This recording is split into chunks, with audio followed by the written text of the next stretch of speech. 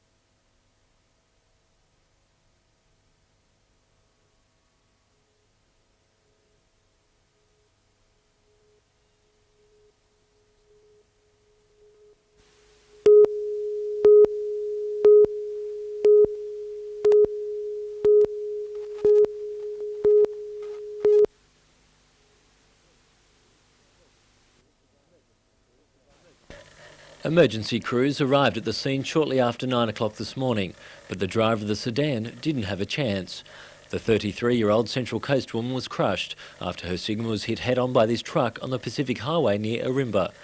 Police say the truck crossed to the wrong side of the road at an intersection after colliding with a pickup truck towing an articulated trailer. The woman's son escaped with minor injuries. The drivers of the two other vehicles were taken to Gosford Hospital as a precaution. Police are also investigating an apparent hit and run at Shoal Bay just after midnight. 34-year-old Michelle Hodges was among hundreds of people who had just seen a band when she was struck by a vehicle only metres from the footpath of this club. As a result of the large number, and most of them heading for a courtesy bus that was parked near the gutter, there was some confusion. A 21-year-old woman surrendered to Nelson Bay Police several hours later. Her car has been impounded and she's helping police with their investigations. The Accident Investigation Squad has started the slow process of interviewing the many revellers who witnessed the incident, but it could still be some time before police know exactly what happened. Richard O'Leary, NBN News.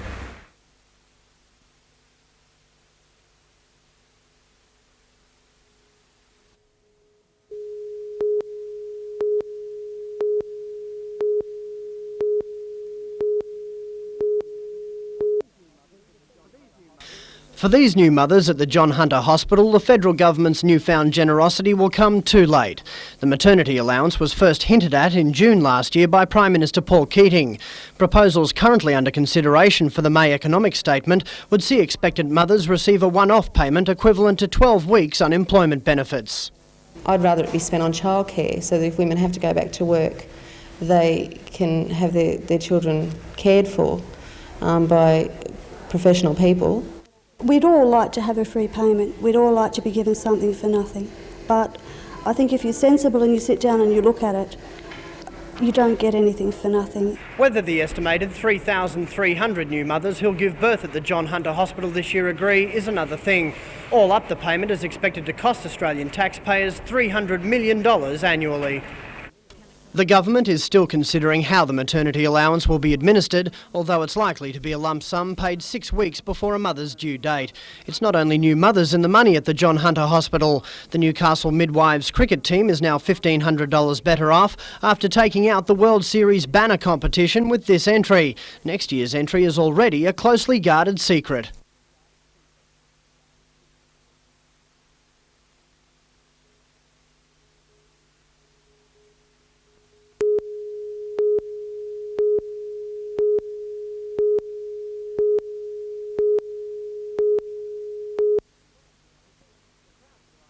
The crowds arrived early at the Newcastle Workers' Club to swamp exhibitors and begin dreaming of holidays and exotic destinations. You just have to add on the airfares with that one. Okay, all the best. The one-day show offered the public the world, everything from a taste of Ireland to the darkest jungles of the Amazon.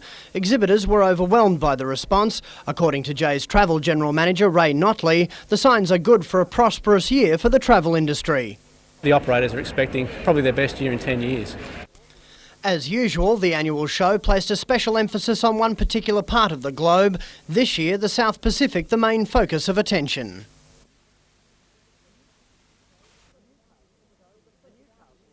The Newcastle show, the first outing for the South Pacific Tourism Marketing Committee, which aims to sell our nearest neighbours as a complete package.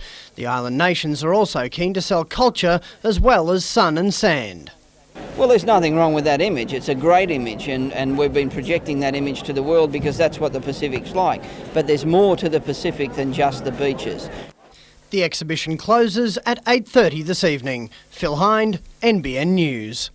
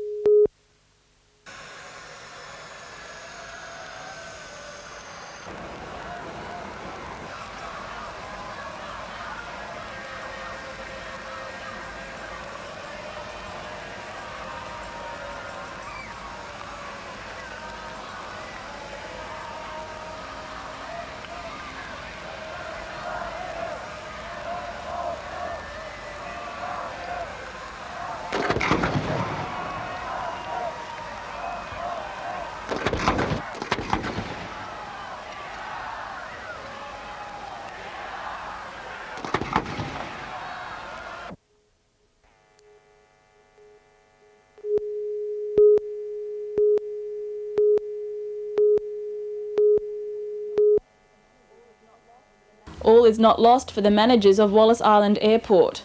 Following the withdrawal this week of Tamair flights from the Foster area, Ron Guthrie and friends are concentrating on establishing a unique tourist resort. It will be a $2.3 million aerotel, pilots able to land their planes and taxi passengers direct to their island accommodation. I believe it's never been done in Australia before. I think the market will tell the story. Stage 1 consists of 12 timber holiday cottages for sale and rental. Other features include a swimming pool, tennis courts and a small golf course. The resort facilities also to be accessible by ferry from Foster. The proposed development would take up to 40 hectares, the rest of the island remaining national park and Crown land. It's a jewel in a crown, this property. People don't know about it. It's basically undiscovered. We've got the airport facilities and we've got 3,000 acres of accessible land that is owned by the taxpayer. An environmental impact statement has been prepared. Mr Guthrie plans to submit it to the Great Lakes Council in the next few weeks. If approved, construction can begin before June. Tracy Walsh, NBN News.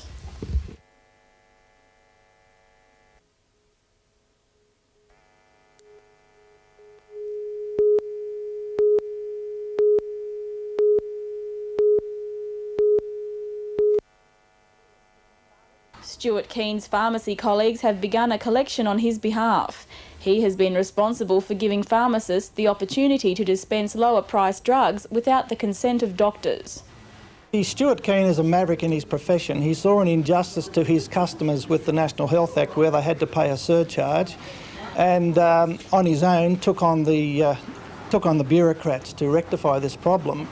A letter has been published in a magazine for pharmacists nationwide in an attempt to compensate Mr Keane.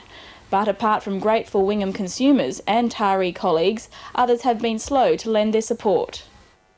Surprising, because the majority of pharmacists in Australia actually support what Stuart Keane has done and the result that it's happened from his action.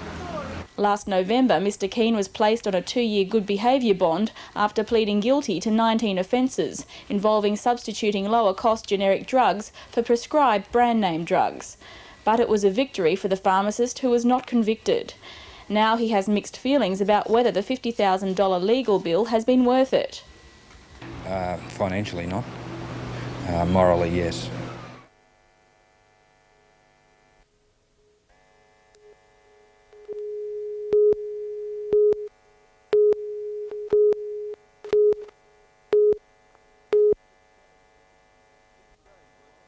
Each day, workers from National Parks and Wildlife and the Native Animal Trust Fund check for koalas tagged with special radio collars. In the last 2 weeks, 3 koalas have been found, mauled to death while attempting to climb from trees. It's very emotional and very upsetting for us. The dog attacks come only months after fires raced through the 3,000 hectares of Water Corporation land east of Raymond Terrace. The fires caught many koalas, burning them in the trees. The Native Animal Trust Fund was able to save some, but this latest threat is a major worry. It's thought there could be as many as 50 or 60 dogs in the area, crossbreed animals, maybe even domestic dogs that have been dumped. They've been seen to travel in packs of 6 or 7. The Water Corporation is laying baits, and while the Native Animal Trust Fund says this is good, it's calling for more work to eliminate the threat to native wildlife. The other little reptiles, the wallabies, the wallaby numbers have reduced here in this area. We feel it's because of the feral dog and the loss of habitat.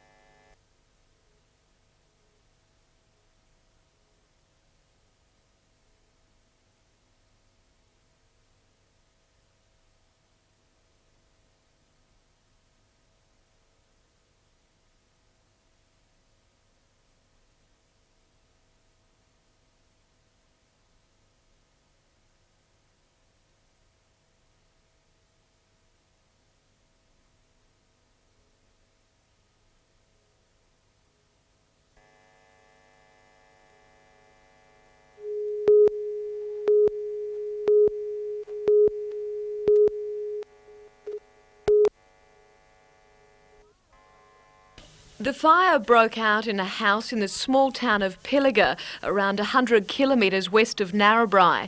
Despite efforts by neighbours, the local bushfire brigade and police, 2 small children could not be saved. A 3-year-old girl and a 2-year-old boy were found huddled in a wardrobe of a bedroom. At this stage, the exact cause of the fire is not known. Because of the rain, which was so desperately needed in the area, dirt roads into Pilliga are awash with mud, which made it difficult for emergency services and investigators to reach the scene. It also hampered efforts to treat a 33-year-old woman believed to be a neighbour who received severe burns to her face and arms. She was taken by road to Wee Waa Hospital and then transferred by the Hunter Region's Westpac Rescue helicopter to Tamworth Base Hospital. The names of the 2 small children who died have not been released. Police say 2 other adults were in the house at the time of the fire. They escaped unhurt.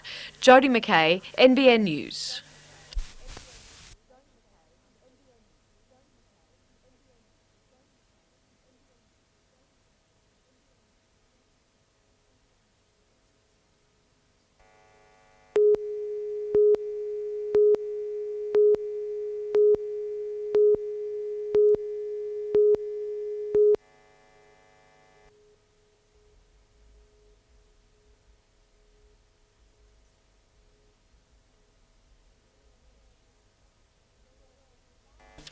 There were at least 5 good reasons to take it easy in an aerobic class in Newcastle today. Regulars found heavy-duty exercise gave way to heavy-duty admiring. But the well-toned group takes it all in its stride. Whether they lust after us or just appreciate the show, I'm not sure which one it is, but hopefully they enjoy the show and they appreciate a good body and good entertainment. The dynamic Sydney act is currently touring the Hunter and made time to maintain its fitness for the show, which demands rippling stomach muscles and bulging biceps. Critics accuse the boys of being a bunch of himbos. Their reply: "We're not just bimbos.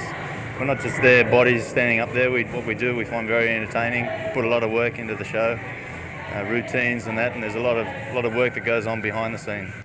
The energetic group work hard to maintain their aesthetically pleasing bods, putting in at least 4 hours a day and managing to make it all look effortless. They quite inspire you to keep on going.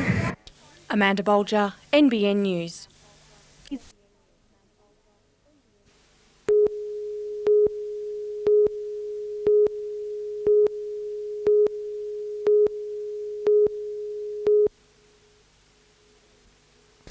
It may be in the middle of suburbia, but it's no ordinary house. The paint job is the first thing you notice, with graffiti artists encouraged to contribute to society rather than rebel against it.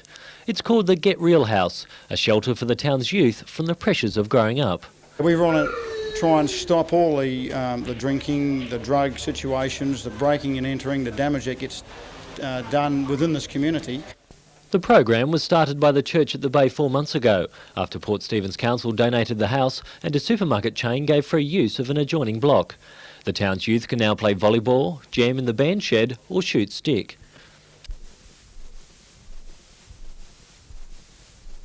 It's a real friendly atmosphere. You come down, there's no pressure, no one's telling you what you can do and what you can't do or what you should be doing with your life. Because it's good for me, get me off the streets and that. And it doesn't just get the kids off the streets, it also gets them into the great outdoors, with monthly trips out of the area. We go whitewater canoeing, horse riding in the Bulladila, windsurfing and water skiing. But Good Samaritans also need money, with a family fun day planned at the house tomorrow to help raise funds. Richard O'Leary, NBN News.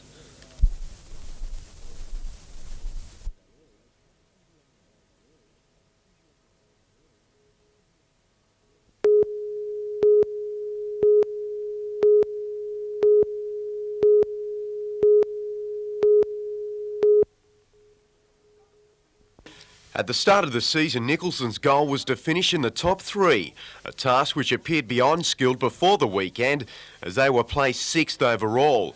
But with double points for the last 2 races and Sydney's heavy conditions, Skilled was one of the few to complete the course on Saturday, finishing 2nd and recorded another 2nd yesterday behind Rob Brown's Prudential. The result allowed Skilled to jump Old El Paso and Ella Bache to claim 3rd spot behind Prudential and Country Comfort. Meantime, Wyong's Damon Buckmaster has secured a superbike ride for the 2x4 series at Sandown, following his efforts at Eastern Creek's Triple Challenge yesterday. Buckmaster set a lap record in the 600 Super Sports and won the first race, finishing 3rd overall behind Newcastle's Graham Morris. Buckmaster will replace Matthew Mladen at Sandown and is hopeful of competing in the Daytona 200 in the US on his superbike in March. From motor to pedal power, and the state's first week-long BMX coaching clinic has concluded at Bungeewoy. Some of the region's best juniors were preparing for the Nationals at Canberra in Easter under the guidance of Australian coach Sean Scott and state coaching director Grant White.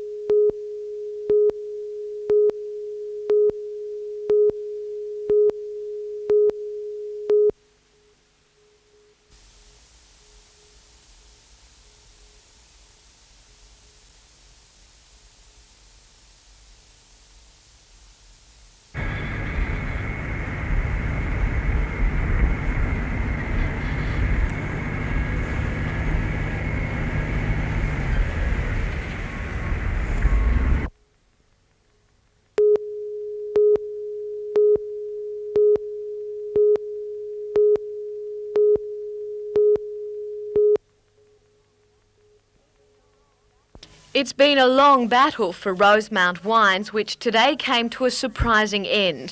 In the Land and Environment Court in Sydney, Justice Waddell ruled against a Commission of Inquiry finding recommending the Bengala coal mine go ahead. He found the mine would seriously harm the rural environment of Muswellbrook and the surrounding area. He said the development will, despite screening on the site, intrude into a large part of the surrounding countryside. He went on to say it will be an unwelcome addition to the landscape. The Bengala mine was proposed for land 4 kilometres west of the town. Over 2 decades, the company behind the proposal wanted to mine 112 million tonnes of coal. Today's 40-page finding has been praised by Rosemount Wines, which neighbours the proposed site.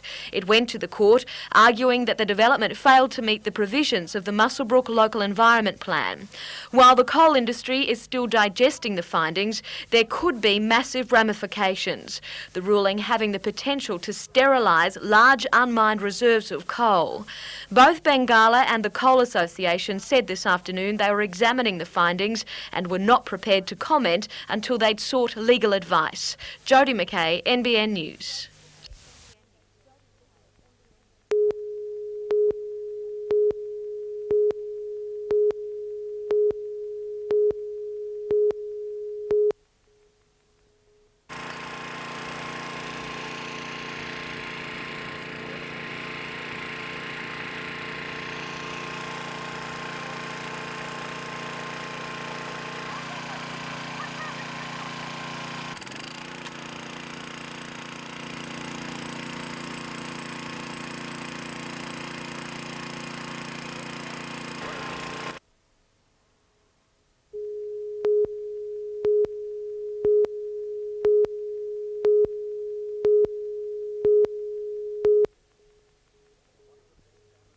One of the best amateurs in the world, Lee James, turns 22 at the start of the tournament at Belmont on Friday, but received an early birthday present with an invitation to play in the Australian Masters.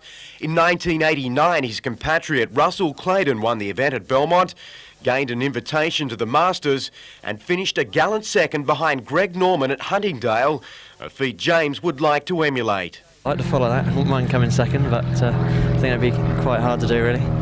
The Englishman arrived in Australia for the first time last week and was out on the course for just the third time today. Lee is part of one of the best fields assembled for the tournament and believes one of the biggest threats will come from his Scottish Eisenhower Cup teammate. Probably Stephen Gallagher. I mean, I don't know anything about any other players over here, really, but Stephen's a very good, strong player. Lee and other visiting players will take part in the Pro-Am tomorrow, with a practice round scheduled for Thursday.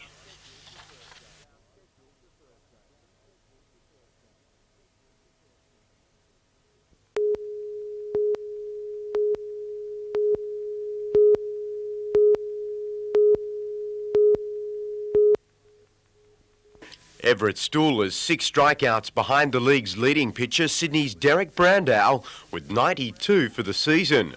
The record for a year stands at 102, a figure that Coach Hodge believes is achievable for Stool with 12 matches remaining.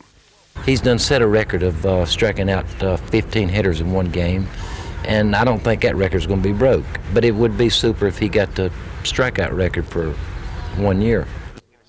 Another player who may join the American leagues is Shane Penfolds.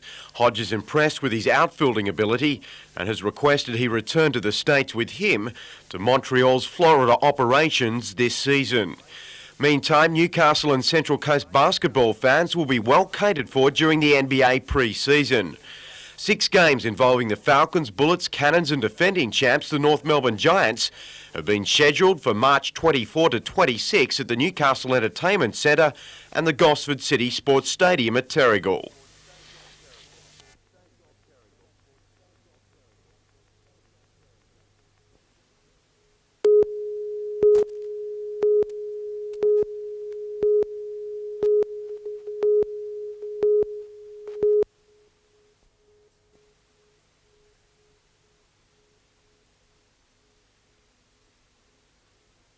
With talent like this from the Hunters high schools, these are people whose task few would envy. 48 singers from 9 to 17 years old took centre stage to impress the judges, each hoping to win one of 20 soloist positions in Starstruck 95. 276 students auditioned in the first round, a testimony of how popular the annual event has become. Dancing and singing, either one, because I just love being in it. Just the adrenaline rush while you're actually singing on stage and having people just listening to you.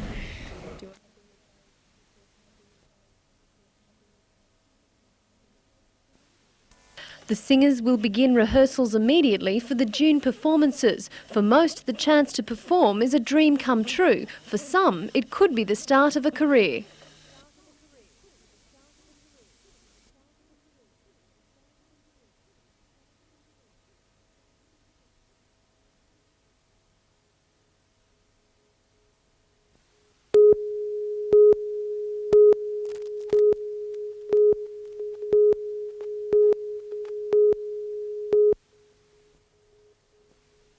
It was the sweetest of victories for Rosemount Estate Wines, the Land and Environment Court ruling against the $370 million development.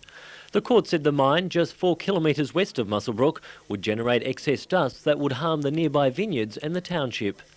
I think it's a victory for common sense, really. It's crazy having a mine right next to a town. The New South Wales Coal Association has reserved its decision on the report, but there is widespread concern in the industry that the ruling will send the wrong message to companies thinking about investing in coal. If it's not given approval, I think the coal industry will need to judge that for itself at the time. But that's Peabody, which proposed the mine, aimed to extract 112 million tonnes of coal over 2 decades.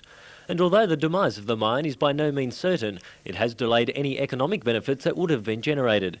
Oh, well, there's obviously the potential of 500 jobs or thereabouts, with 21 years of employment.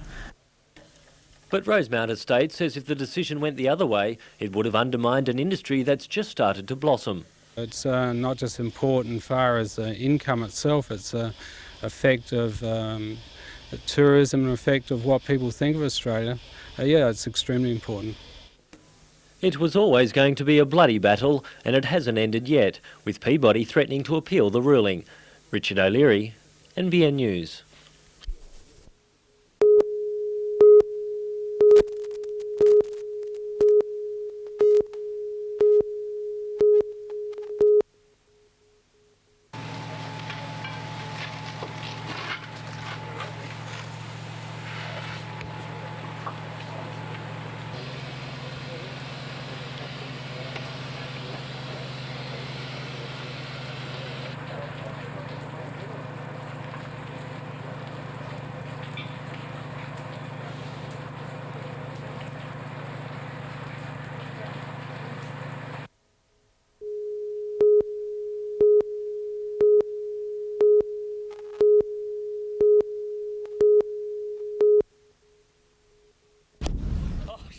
Pretty steady on the ground. I said, just look, just hit one ball. And he topped it again. Or try this last method. If we put the club around like this, he just try to hit it this way, and off he went.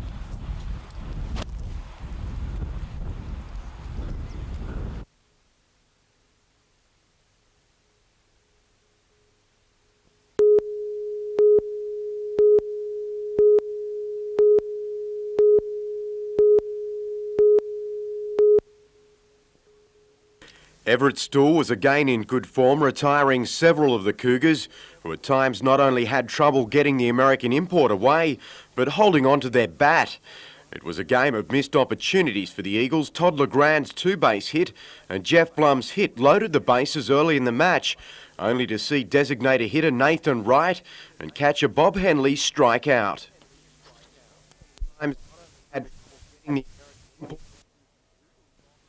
The Eagles lost the match 2-1 but split the night with the second doubleheader underway at Marathon. Meantime, Matthew Johns will captain the Knights in tomorrow's trial against Group 20 in Griffith. With captain Mark Sargent still recovering from an arthroscope, Johns will lead the team and has been appointed vice-captain for the season. And the new-look Sydney City Roosters have begun a 3-day camp at Nelson Bay under new and State of Origin coach Phil Gould. The squad, which includes rugby union converts Darren Juni and Peter Jorgensen, will play Parramatta at Anna Bay on Saturday night.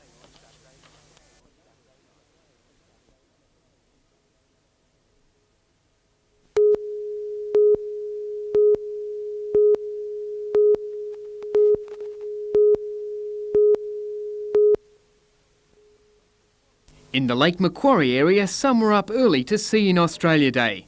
Kamiko Drinkwater from Swansea Heads and delivery staff at the Belmont Hospital brought Naomi into the world just before 2 o'clock. Naomi's mum and dad Grant already have 2 sons, Douglas and Joseph, and for Naomi there was an early introduction to her Australian heritage. Australia Day Ambassador gold medal Olympian Marjorie Jackson Nelson, who is also known to a generation as the Lithgow Flash, was there to welcome another little Aussie into the world. At a ceremony in Spears Point Park, the former world record holder shared her thoughts about being an Australian. I can remember we were so far away from home, and to stand on that victory dais and see that flag of Australia go up. It was the first time it had ever been done by a woman in athletics, and it was a moment in time that was mine. It can never ever be taken away from me. 100 people took the oath of citizenship. Russell Deeves was named Citizen of the Year and Trinity Gardner as Youth Citizen. 2,000 native trees were given away during the celebrations, which wind up tonight with a fireworks show.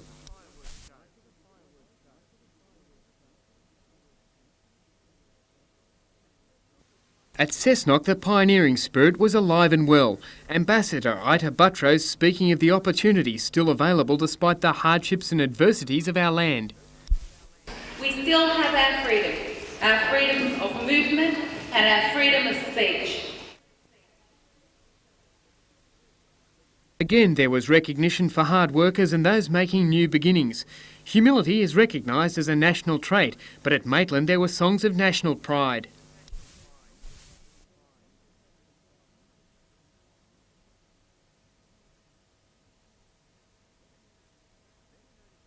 Better known as a clown, Wendy Harmer took her responsibilities as Gosford's ambassador to heart.